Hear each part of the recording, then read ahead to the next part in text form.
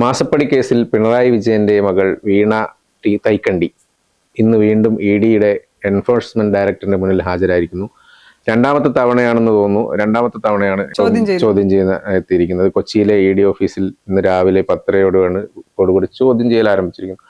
ശരിക്കും പറഞ്ഞു കഴിഞ്ഞാൽ ഈ വീണ്ടും അതായത് ആദ്യത്തെ ഒരു ചോദ്യം ചെയ്യൽ 9 മണിക്കൂർ എങ്ങാണ്ട് 9.5 മണിക്കൂർ നീണ്ടു നിന്നു. അത് കഴിഞ്ഞിട്ട് ഇപ്പൊ വീണ്ടും വിളിച്ചിരിക്കുന്നു. ഇന്നിപ്പോ എത്ര നേരം ഉണ്ടാവും എന്നുള്ളത് കണ്ടു തന്നെ അറിയാം. ഇപ്പൊ പ്രധാനമായിട്ടൊരു കാര്യം എന്ന് വെച്ചാൽ SFIO നൽകിയ രേഖകൾ നൽകി, അതായത് EDക്ക് SFIO രേഖകൾ സമർപ്പിച്ചതിന് പിന്നാലെയാണ് വീണ്ടും വിളിപ്പിച്ചിരിക്കുന്നത്.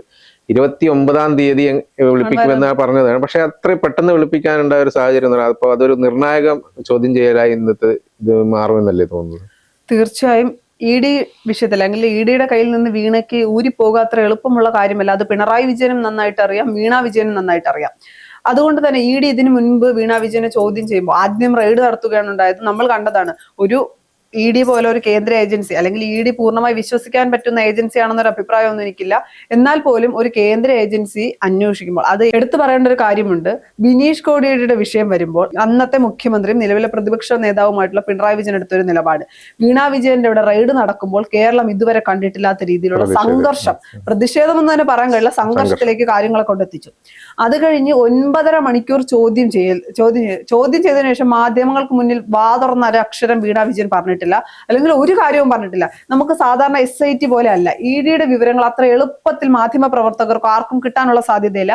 SIT പോലെ വളരെ പെട്ടെന്ന് അറസ്റ്റിലേക്ക് പോകുന്ന ഒരു നിലപാടും SIT പോലെ അല്ല ED എന്ന് പറയുന്നത് വളരെ സമയമെടുത്ത് ചോദ്യം ചെയ്യുകയും പരമാവധി രേഖകളും തെളിവുകളും കയ്യിൽ ആക്കുകയും അല്ലെങ്കിൽ ശേഖരിക്കുകയും ചെയ്തതിനു ശേഷം അവസാന ഘട്ടത്തിലായിരിക്കും ഈ പറയുന്ന അറസ്റ്റിലേക്ക് പോകുക. അതിനൊക്കെ മുമ്പ് തന്നെ ഇപ്പൊ വീണ വിജയനെ ചോദ്യം ചെയ്യുന്നു. കേസ് മുന്നോട്ട് പോകുമ്പോൾ മറ്റുള്ളവരെ കൂടി ചോദ്യം ചെയ്യും. മറ്റുള്ളവരെ ചോദ്യം ചെയ്തുകൊണ്ടിരിക്കുകയാണ്. CMRലുമായി ബന്ധപ്പെട്ട ആളുകളെയൊക്കെ ചോദ്യം ചെയ്തുകൊണ്ടിരിക്കുന്നുണ്ട്. ഇനി ഇവരെല്ലാം ഒരുമിച്ചിരുത്തിയൊരു ചോദ്യം ചെയ്യലുണ്ടാകും. അതിന്റെ അടിസ്ഥാനത്തിലായിരിക്കും അറസ്റ്റിലേക്ക് കാര്യങ്ങൾ പോകുമോ ഇല്ലയോ എന്നൊരു ചോദ്യമുള്ളത്. 29-ാം തീയതി ഹാജരാകണം. രണ്ടാം ചോദ്യം ചെയ്യലിന് 29-ാം തീയതി ഹാജരാകണം എന്നാണ് പറയുന്നത്. ഒന്നാം ചോദ്യം ചെയ്യലിന് ആദ്യം ഹാജരാകാൻ പറയുമ്പോൾ തനിക്ക് സുഖമില്ല എന്ന് പറയുകയും മാറ്റിവെക്കുകയും, എന്നാൽ ഒരുപാട് ദിവസത്തെ ഒരു മാറ്റിവെക്കലൊന്നും ഉണ്ടായില്ല. വീണ്ടും നോട്ടീസ് നൽകുകയും അന്ന് ഹാജരാകും. 9.5 മണിക്കൂർ ചോദ്യം ചെയ്യുന്നു. തൊട്ടു പിന്നാലെയാണ് ബാങ്ക് ലോക്കറുകളിലേക്ക്. ആദ്യം നമുക്കറിയാം അക്കൗണ്ട് ഫ്രീസ് ചെയ്യുകയുണ്ടായി, മൊബൈൽ ഫോൺ പിടിച്ചെടുക്കണ്ടായി. പിന്നീട് ബാങ്ക് ലോക്കർ പരിശോധിച്ചു. അതിന്റെ അകത്ത് ഏറ്റവും സംശയമുള്ള ഒരു കാര്യം, അല്ലെങ്കിൽ അന്ന് വളരെ പുച്ഛത്തോടു കൂടിയും വളരെ പരിഹാസത്തോടു കൂടിയുമാണ് പിണറായി വിജയൻ ബാങ്ക് ലോക്കർ പരിശോധിച്ച ദിവസം മാധ്യമങ്ങളോട് മറുപടി പറയുന്നത്. ഒരിക്കലും ED പോലൊരു അന്വേഷണ ഏജൻസി അല്ലെങ്കിൽ വീണ വിജയൻ ഒരിക്കലും അത്തരം ഒരു കാര്യം അല്ലെങ്കിൽ അത്തരം എന്തെങ്കിലും തെളിവുകൾ ഒരിക്കലും ലോക്കറിൽ സൂക്ഷിക്കില്ല. പിന്നെ എന്തിനാണ് ലോക്കർ പരിശോധനയിലേക്ക് ED പോയെന്നൊരു ചോദ്യമുണ്ട്. അവിടെ നിന്ന് എന്തെങ്കിലും നമുക്ക് തെളിവുകൾ കിട്ടിയോ എന്നൊരു ചോദ്യമുണ്ട്. 29-ാം തീയതി ഹാജരാകാൻ പറഞ്ഞിരുന്ന വിഷയത്തിൽ ഇന്നലെ രേഖകൾ കിട്ടുന്നു. ഇന്ന് വീണ്ടും ഹാജരാകാൻ പറഞ്ഞിട്ടുള്ളത് അത് നിർണായകമായിരിക്കും. പക്ഷെ ഒറ്റയടിക്ക് അറസ്റ്റിലേക്ക് പോകില്ല. വീണ വിജയനെ എല്ലാ രീതിയിലും പൂട്ടാനുള്ള വകുപ്പ് ED ഉണ്ടാക്കുന്ന അവരുടെ ബാങ്ക് ലോക്കർ പരിശോധിക്കുകയുണ്ടായിരുന്നു. അതിൽ അങ്ങനെ അവിടെ എന്തെങ്കിലും രേഖകളുണ്ടോ? പക്ഷെ അങ്ങനെ രേഖകളൊന്നും ഉണ്ടാകാൻ സാധ്യതയില്ല. ബാങ്ക് ലോക്കറിൽ ഈ രേഖകളൊക്കെ കൊണ്ടുവെക്കുന്ന അത്ര ഒരു അവർ ചെയ്യുമെന്ന് തോന്നുന്നില്ല.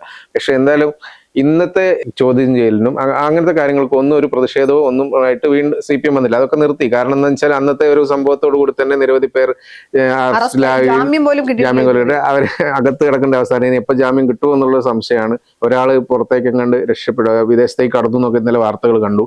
എന്തായാലും ഇതിനുശേഷം CPM എന്തായാലും വീണ അനുകൂലിച്ചുകൊണ്ടോ അല്ലെങ്കിൽ ഇപ്പൊ അതിന് ഈ ചോദ്യം ചെയ്യലിനെ കുറിച്ചൊന്നും പറയാൻ പറ്റുന്നില്ല. അത് ഈ ചോദ്യം ചെയ്യലിനെ സംബന്ധിച്ച് TP രാമകൃഷ്ണൻ ഇപ്പോൾ ഇന്ന് രാവിലെ ഒരു പ്രതികരണം നടത്തിയത്, ഇത് രണ്ട് കമ്പനികൾ തമ്മിലുള്ള ഒരു പ്രശ്നമാണ്, അതിനകത്ത് CPM ഇടപെടേണ്ട ആവശ്യമില്ല, പിണറായി വിജയനെ വലിച്ചിടേണ്ട ആവശ്യമില്ല എന്ന് പറയുമ്പോൾ മറുവശത്ത് ഒരു തരത്തിലും CPMന് വീണ വിജയനെ സംരക്ഷിക്കേണ്ട ആവശ്യമില്ല. അതിന്റെ കാര്യം CPMുമായി വ്യക്തമായി, CPMന്റെ MLA ആയിരുന്നില്ല, അല്ലെങ്കിൽ CPMുമായി വ്യക്തമായി യാതൊരുവിധ ബന്ധവും വീണ വിജയനില്ല. അതുകൊണ്ട് തന്നെ CPMന് വീണ വിജയനെ സംരക്ഷിക്കേണ്ട ആവശ്യമില്ല.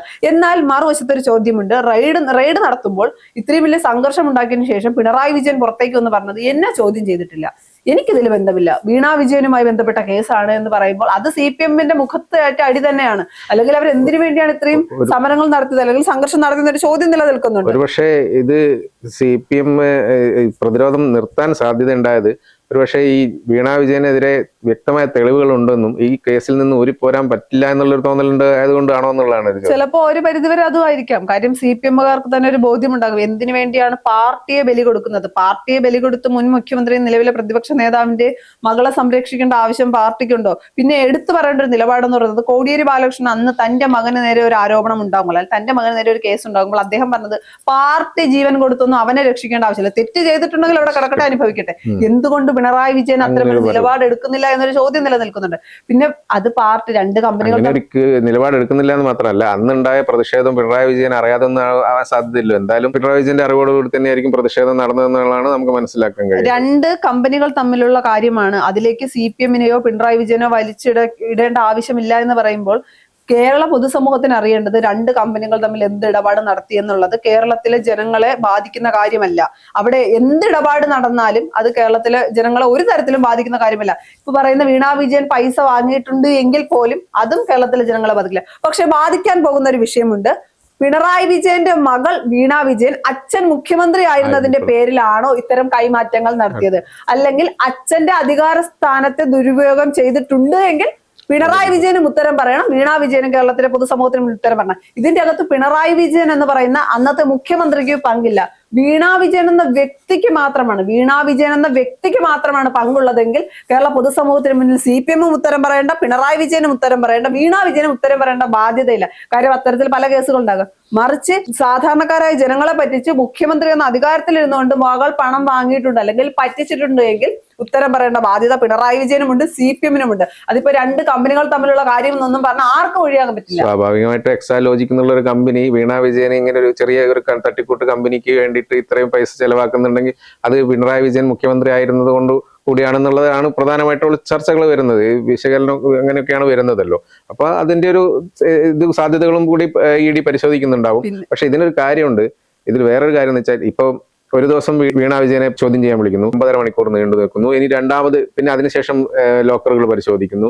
അത് കഴിഞ്ഞിട്ട് വീണ്ടും വിളിപ്പിക്കുന്നു, നൽകിയ ദിവസത്തെക്കാളും നേരത്തെ വിളിപ്പിക്കുന്നു. അതായത് ഇത് കേൾക്കുമ്പോൾ എന്തോ ഒരു വലിയൊരു സംഭവം ഇതിന്റെ പിന്നിലുണ്ട്, അല്ലെങ്കിൽ വീണയുടെ കേസിൽ കാര്യമായിട്ടുള്ള ഒരു സംഭവം ഉണ്ട്, അല്ലെങ്കിൽ ഇത് വീണ എന്തോ തെറ്റ് ചെയ്തിട്ടുണ്ട് എന്നുള്ളൊരു തോന്നൽ ഇത് കാണുന്നവർക്കോ അല്ലെങ്കിൽ പൊതുജനങ്ങൾക്കോ തോന്നുമായിരിക്കും.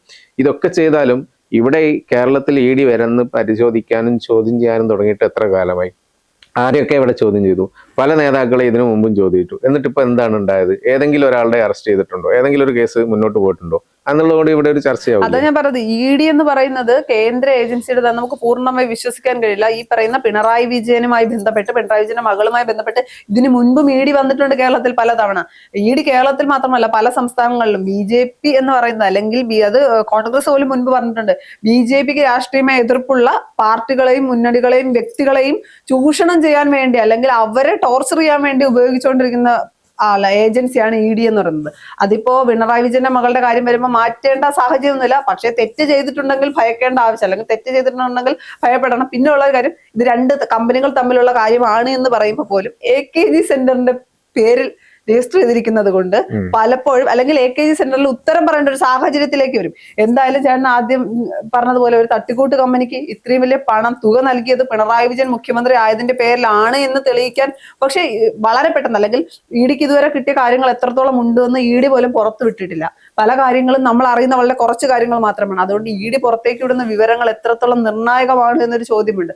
എന്തായാലും വെറുതെ ഒരു തെളിവുമില്ലാതെ 9.5 മണിക്കൂർ ചോദ്യം ചെയ്യില്ല. അടുത്ത ദിവസം ലോക്കറുകൾ പരിശോധിക്കില്ല. 29-ാം തീയതി ഹാജരാകാൻ പറഞ്ഞ വീണയോട് ഇത്രയും നേരത്തെ, അല്ലെങ്കിൽ 3-4 ദിവസം മുന്നേ ഹാജരാകാൻ പറയില്ല. അപ്പോൾ ഇത്തരത്തിൽ എന്തെങ്കിലുമൊക്കെ ഗിമ്മിക്ക്, അല്ലെങ്കിൽ എന്തെങ്കിലുമൊക്കെ രാഷ്ട്രീയമായി കളിച്ചിട്ടുണ്ടെങ്കിൽ, അല്ലെങ്കിൽ രാഷ്ട്രീയ സ്വാധീനം ഉണ്ടായിട്ടുണ്ടെങ്കിൽ അവിടെ CPM ഉത്തരം പറയേണ്ട കാര്യം വരും.